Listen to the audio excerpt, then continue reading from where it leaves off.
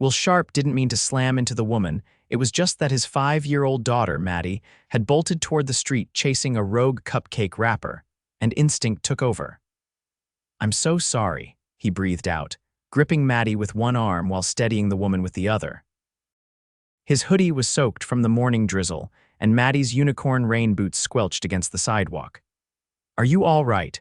The woman blinked, stunned but still standing. Her coat was pristine white, her heels at least 4 inches tall, and her eyes as sharp as ice blue glass. "I'm fine," she said, brushing invisible dirt off her sleeve. "You okay?" Will nodded, then turned to Maddie. "What did I tell you about running near the street, baby?" "Sorry, Daddy," Maddie mumbled, wrapping her arms around his neck. He sighed and looked back at the woman. "Really, I didn't mean to. It's fine," she said again, her expression softening as her gaze settled on Maddie. "She's adorable." Will gave a tired smile. "She's a handful." The woman's lips quirked into something that might have been amusement. "I can imagine." And then, without another word, she stepped around him and disappeared into the crowd on Lexington Avenue, her heels clicking against the wet pavement like she owned the city. Will exhaled, adjusted Maddie on his hip, and muttered, "Of course she's nice about it. Figures. The one time I run into a woman who looks like a Vogue cover and I'm covered in frosting and baby wipes." He didn't think he'd see her again, but he did. The next morning, Will was late. Maddie had dropped a bowl of cereal on the floor, his ancient Toyota refused to start for 10 minutes, and his tie had somehow ended up in the toilet. He was running into the lobby of the Skybridge Tower where he worked maintenance when he saw her, same white coat, same heels, same ice blue eyes. But this time, she was stepping into the executive elevator, the one only top-floor employees used. Will froze, staring after her as the mirrored doors closed. "No way," he muttered. "Who?" asked Paul, the security guard. Will rubbed a hand over his jaw. "That woman. I bumped into her yesterday outside the coffee shop, thought she was just some businesswoman." "She's not just some businesswoman," Paul laughed. "That's Zariah Fields, CEO of Fields Development Group. She owns the building." Will blinked. "You're kidding." "Nope, billion-dollar company." "You don't want to be on her bad side." Will stared at the elevator. "Great." Later that day, as he was fixing a jammed lock on the 37th floor, he heard footsteps approaching behind him. "You," came a familiar voice. He turned and there she was again, arms crossed, heels clicking softly on the marble. Will stood quickly. "Miss Fields, sorry if I got in your way again." She studied him for a long second. "You work here," he nodded. "Yeah, maintenance." Will Sharp, a pause, then, "Your daughter." Maddie, a smile tugged at his mouth. "Yeah, you've got a good memory." "I do," she said. "She's cute." He glanced down, unsure what to say. "Thanks, she's everything." Zariah tilted her head. "You always bring her to work." "No, just had to drop her at daycare yesterday. Usually I have a sitter, but she canceled last minute." Zariah nodded slowly, her eyes scanning the toolbox at his feet, the worn cuffs of his flannel shirt, the tired lines etched into his face. "You look like you haven't slept in a week." "Try 5 years," Will said dryly. And then something happened, something he didn't expect. Zariah laughed. It wasn't a polite, forced laugh. It was real and warm, and it made Will feel like someone had opened a window in a stuffy room. She stared at him for a moment longer, then said, "You want coffee?" He blinked. "Wait, what?" "I'm going downstairs for a break. There's a cafe in the lobby. Join me." Will hesitated. "I'm in work boots. I'm in heels. I think the cafe can survive." He followed her. They sat in a quiet corner of the cafe, Zariah sipping an espresso, Will nursing a drip coffee that tasted like luxury compared to the gas station sludge he usually drank.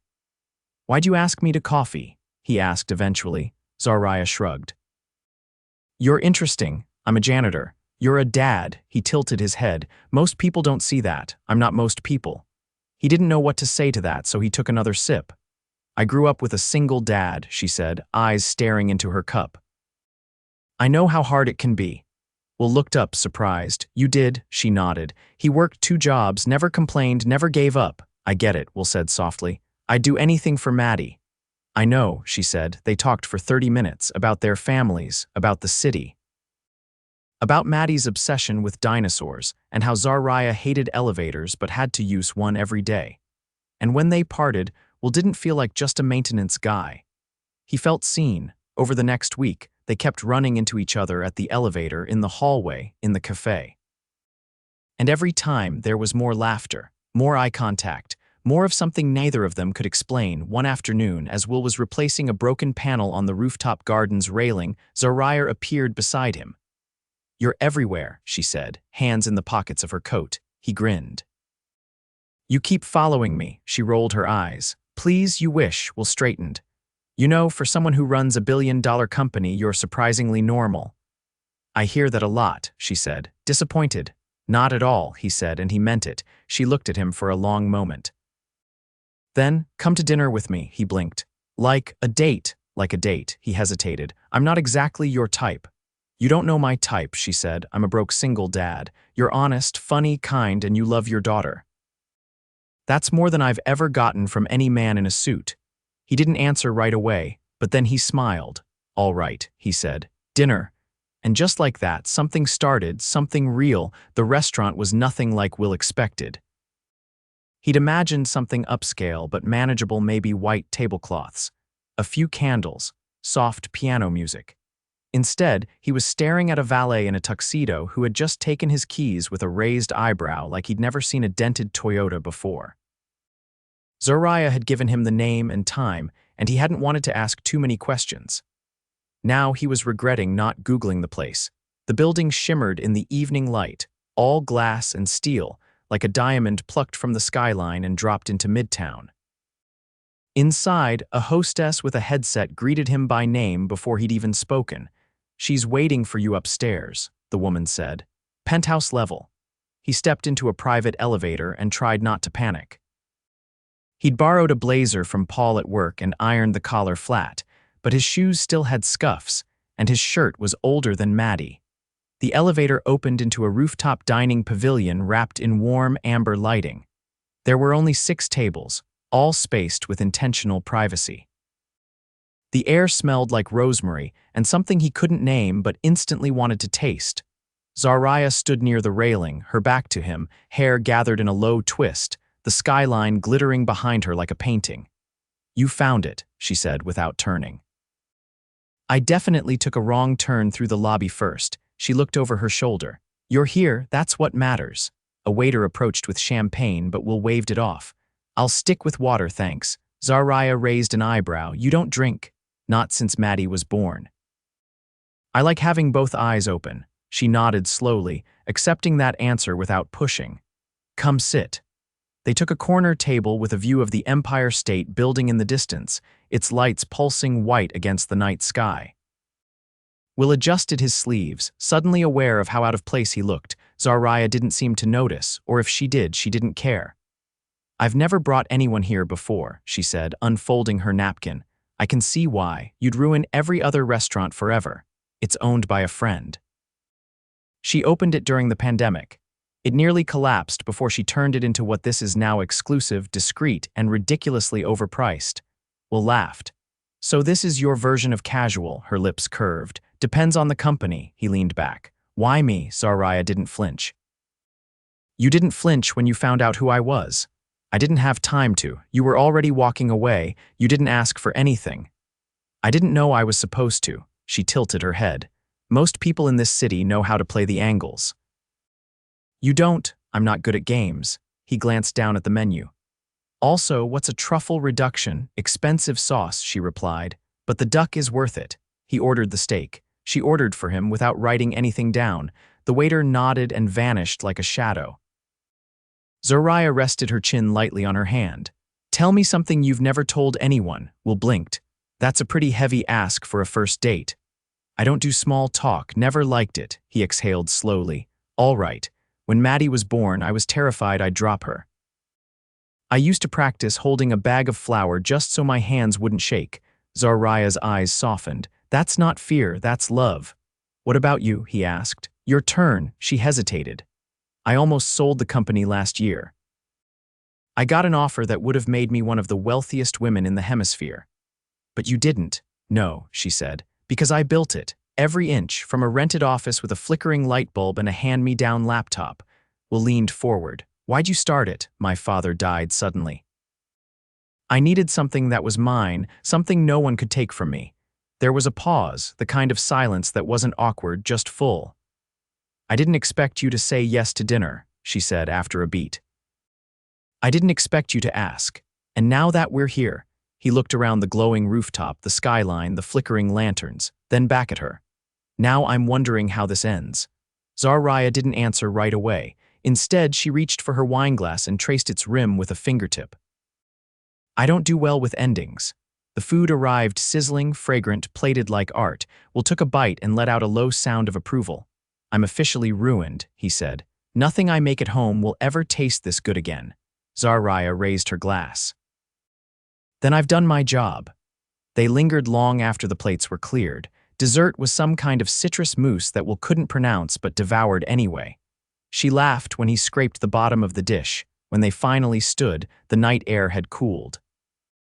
Zariah led him back to the elevator, her arm brushing his as they walked. "No driver?" he asked. "No need. I live 2 blocks away," he nodded. "I guess this is the part where I say thank you." Zariah turned to face him. "I'll walk with you," he stared. "You want to see my car?" "I want to see you," she corrected. "Off the rooftop, away from all this." They walked in silence for a while, passing glittering storefronts and a jazz trio playing on the corner. When they reached the lot, Will unlocked his car with a sheepish shrug.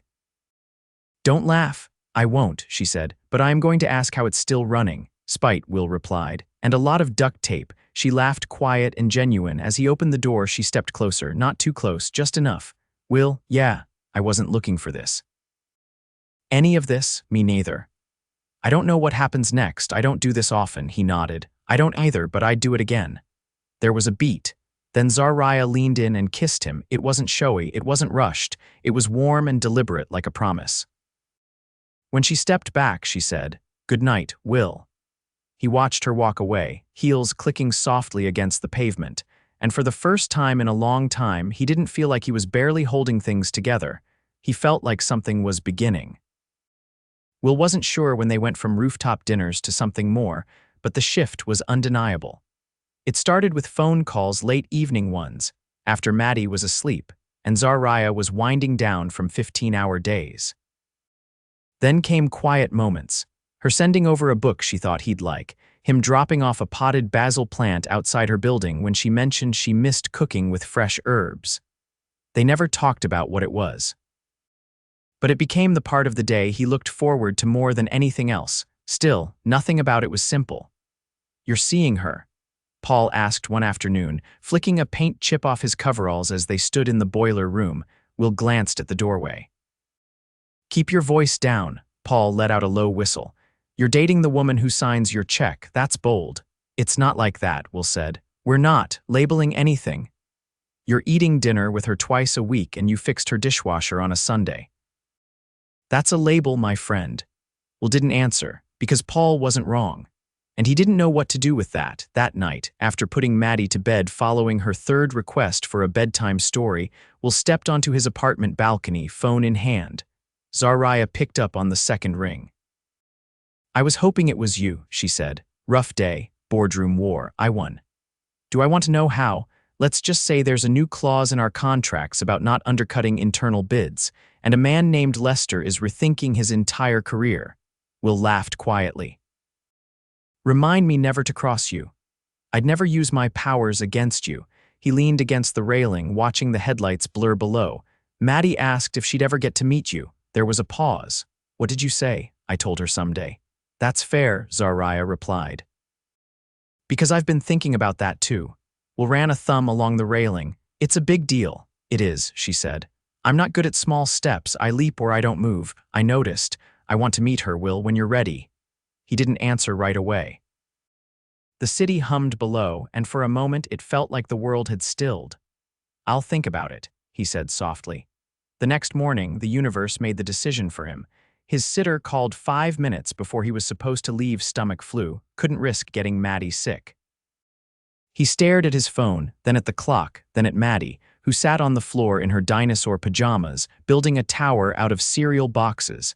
He brought her to work. It wasn't ideal, but he had no choice.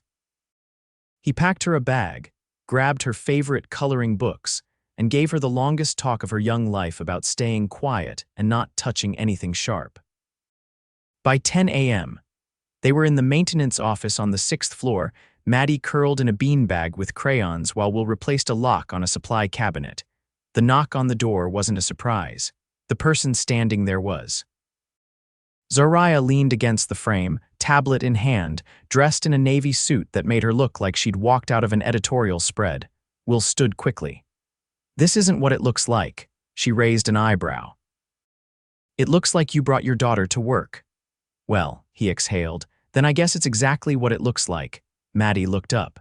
"Is that the lady from the picture on Daddy's phone?" Will froze. Zariah stepped forward, crouching beside the beanbag. "You must be Maddie."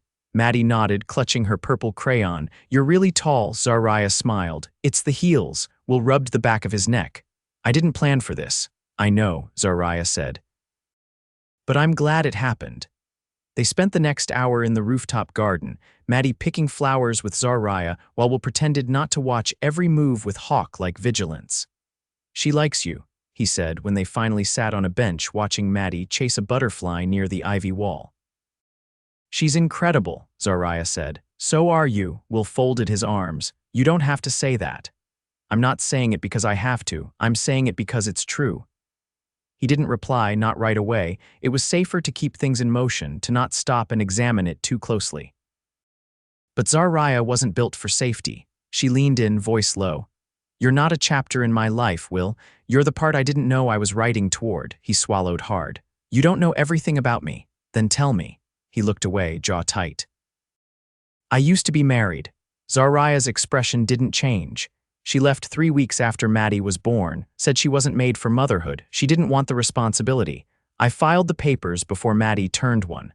Zariah didn't flinch. "That must have been hell." "It was," Will said. "Still is sometimes. And yet here you are, raising a bright, happy little girl, fixing everything you touch, making people laugh even when you don't feel like it." He looked at her. "You see too much." "I see exactly enough." They didn't touch, but the space between them felt electric. Later, as he packed up Maddie's things and prepared to head home, she tugged on his sleeve. "Daddy." "Yeah, I like her." He glanced at Zariah, who was talking with one of her assistants by the elevator. "Me too," he said quietly. But later that night, when he checked his mailbox, there was a white envelope waiting for him. No return address, just his name. Inside was a letter from the buildings board. A formal notice: his job was being reviewed for conflict of interest. And at the bottom, in stark black ink, was a single line: "Due to the developing personal relationship with the building's executive leadership."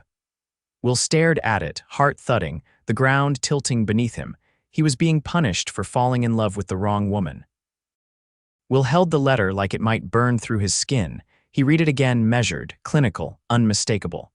Someone on the board had flagged his relationship with Zariah.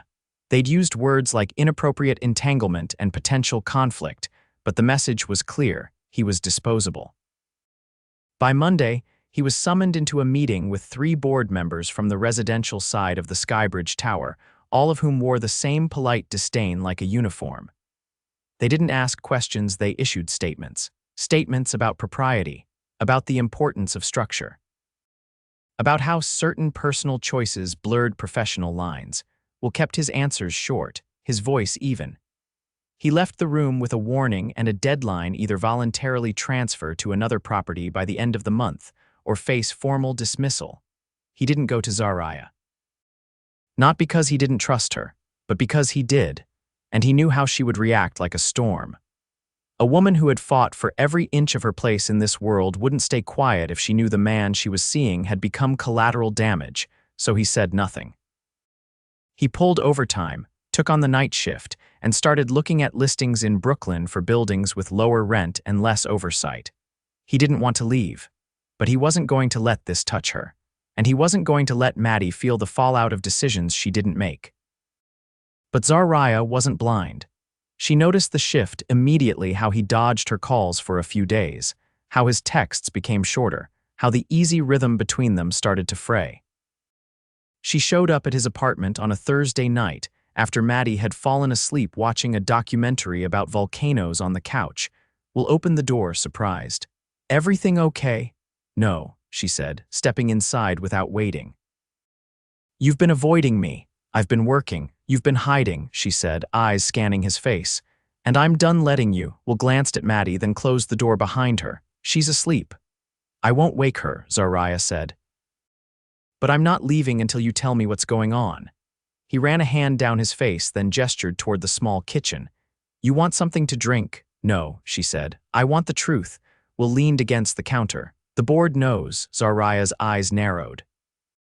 "Knows what about us?" She froze. "They sent a letter. They're calling it a conflict of interest. Said I can either transfer out quietly or they'll process a formal dismissal." Her voice was sharp. "And you didn't tell me because?" "Because this is your building," he said. "Your company. I didn't want this to land on your doorstep." "You're on my doorstep," she said, voice low.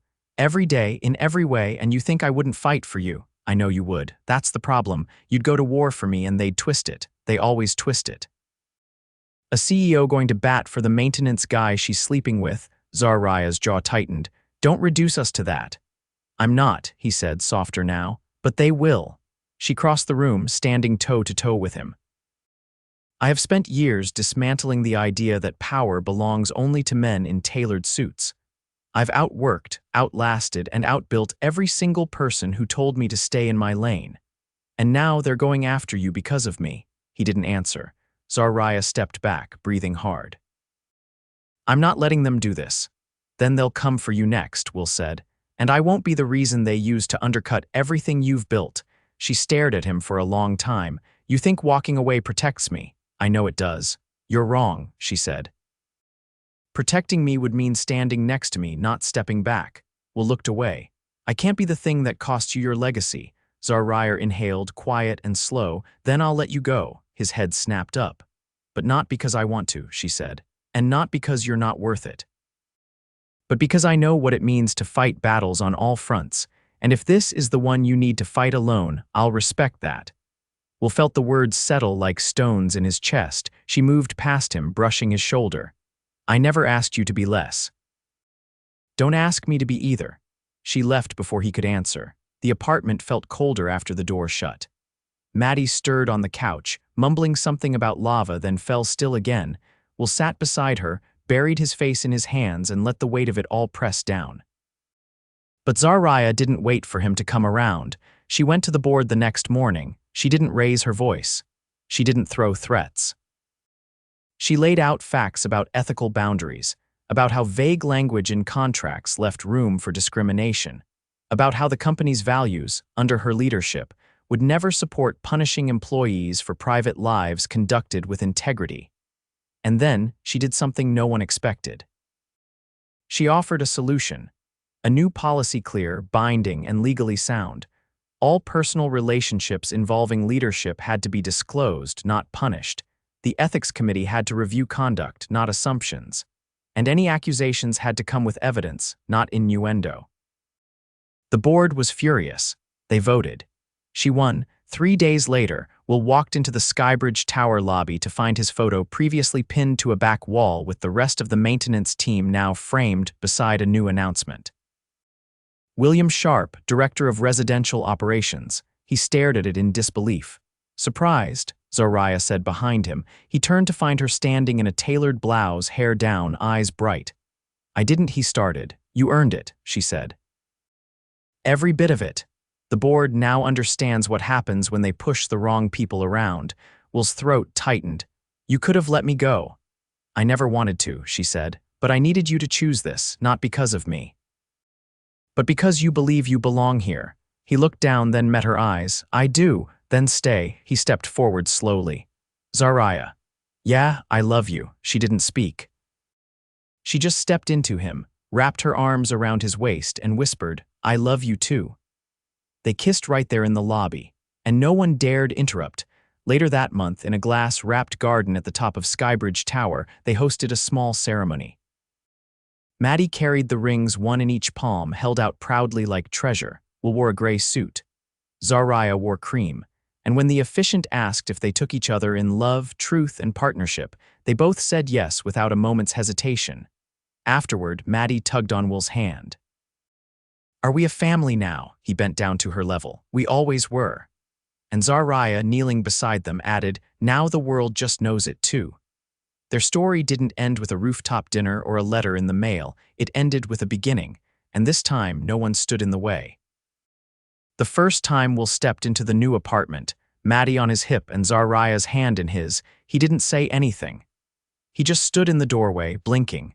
It was nothing like their old one-bedroom walk-up in Queens.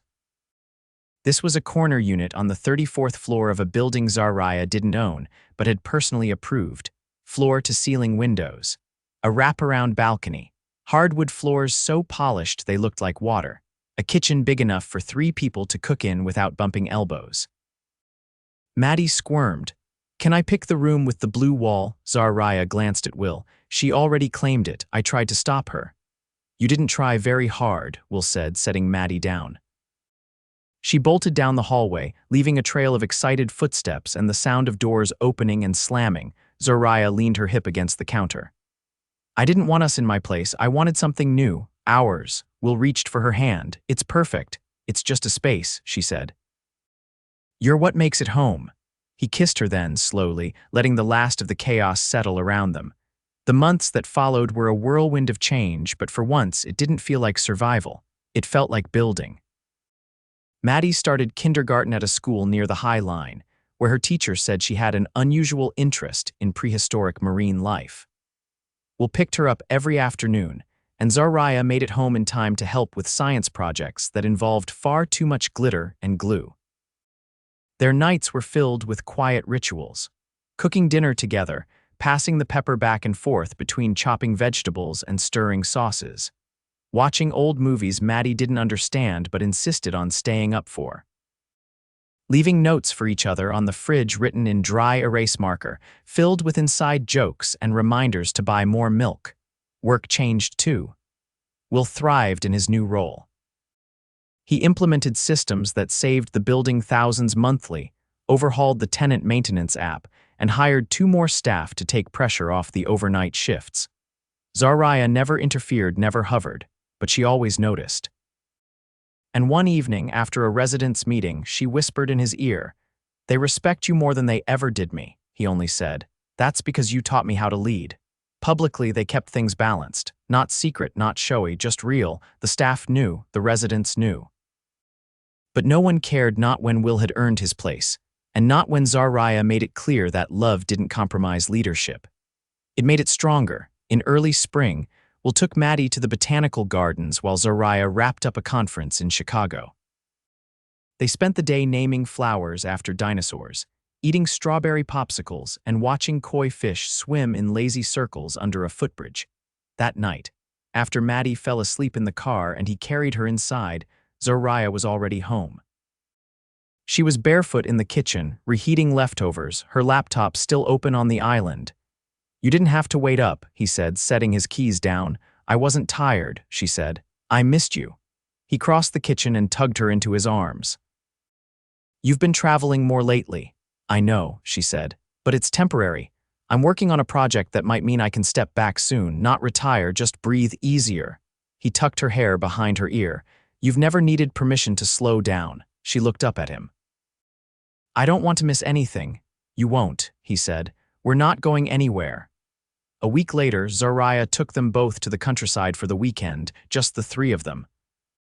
No cell service, no business calls, only winding roads, wildflowers, and a small lake that shimmered beneath the spring sun.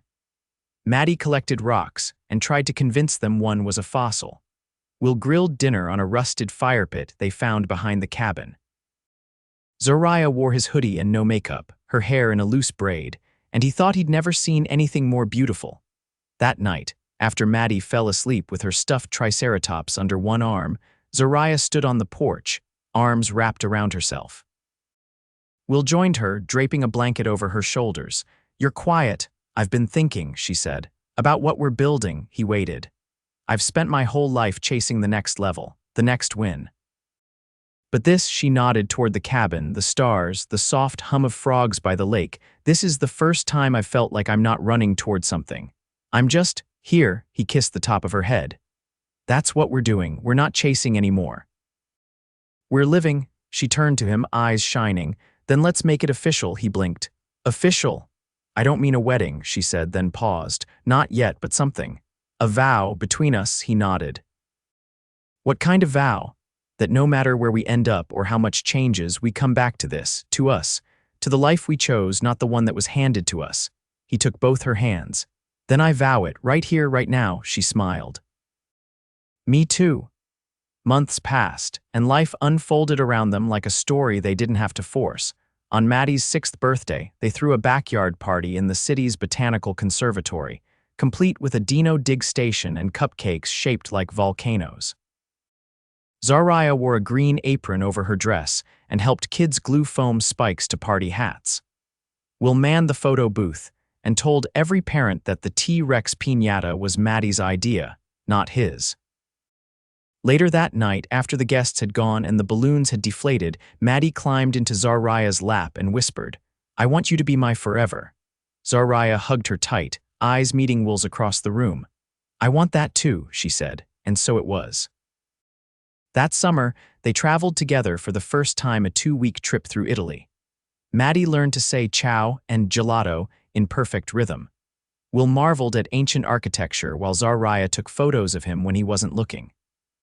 They danced barefoot on a hotel balcony in Florence, and Maddie declared she wanted to live in a castle when she grew up. Back home, the city waited for them, but it didn't own them anymore. They were more than their jobs, more than their titles. They were a family. One night, a year after that first rooftop dinner, Will brought Zariah back to the same spot. The restaurant was still open, still glowing with soft amber lights. But this time, it was reserved just for them. She stepped onto the rooftop in a deep blue dress, hair down, eyes wide. "What is this?" He pulled her close. "It's where it started." "And where it's ending?" she teased. "No," he said, holding out a small velvet box. "Where it's continuing." She opened it slowly. Inside was a ring, simple, elegant, timeless. Zariah stared at it, then at him. He didn't go down on one knee. He didn't need to. His eyes said everything. "Yes," she whispered before he could ask. They kissed, the skyline behind them, the city pulsing with light and promise. And this time there was no fallout, no board to answer to, no fear of what came next, just love. And the life they built together, bound not by circumstances, but choice, forever.